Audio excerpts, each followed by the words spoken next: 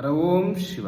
ಆತ್ಮೀಯರೇ, ಸಾಕಷ್ಟು ಜನ ಮದುವೆ ವಿಚಾರದಲ್ಲಿ ಈ ಒಂದು ತಪ್ಪು ಕೆಲಸಗಳನ್ನು ಮಾಡ್ತಾರೆ. ಏನಪ್ಪ ಅಂತಂದರೆ, ಮದುವೆ ಆಗೋಕ್ಕಿಂತ ಮುಂಚೆ ಬರೀ ಸಾಲಾವಳಿಯನ್ನು ನೋಡಿ, ಗಣಕೂಟಗಳನ್ನು ನೋಡಿ ಹೊಂದಾಣಿಕೆ ಆಗ್ತಿದೆ ಅಂತ ಹೇಳ್ಬಿಟ್ಟು ಮದುವೆಯನ್ನು ಆಗ್ತಾರೆ. ಅದಾದಮೇಲೆ ಗುರುಗಳೇ, ನಮ್ಮದು 28 ಗಣಕೂಟ ಬಂದಿತ್ತು, 36ಕ್ಕೆ 33 ಗಣಕೂಟ ಬಂದಿತ್ತು, 30 ಗಣಕೂಟ ಬಂದಿತ್ತು, ಆದರೂ ಇವತ್ತು ಡಿವೋರ್ಸ್ ಆಗ್ತಿದೆ ಯಾಕೆ ಅಂತ ನೋಡಿ. ಮದುವೆ ಆಗಿದ್ದ ಮುಂಚೆ ಗಂಡು ಹೆಣ್ಣಿನ ಜಾತಕ, ಕುಂಡಲಿ, ಲಗ್ನ, ದಶಾಭುಕ್ತಿ, ಸಪ್ತಮ ಸ್ಥಾನ, ನವಾಂಶ ಪ್ರತಿಯೊಂದೂ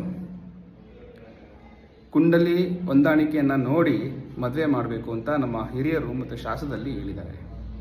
ಇವತ್ತು ಎಷ್ಟೋ ಜನ ಕಮ್ಮಿ ಗಣಕೂಟ ಬಂದ್ರೂ ತುಂಬ ಅತ್ಯದ್ಭುತವಾಗಿ ಸಂಸಾರವನ್ನು ನಡೆಸ್ತಾ ಇದ್ದಾರೆ. ಹಾಗೆ ಹೆಚ್ಚಿನ ಒಂದು ಗಣಕೂಟ ಬಂದಿದ್ರೂ ಕೂಡ ಸಾಕಷ್ಟು ರೀತಿಯಲ್ಲಿ ಕೆಲವೊಬ್ಬರು ತೊಂದರೆಗಳನ್ನು ಅನುಭವಿಸ್ತಾ ಇದ್ದಾರೆ. ಯಾಕಪ್ಪ ಅಂತಂದರೆ ಇದೇ ಒಂದು ಕಾರಣದಿಂದ.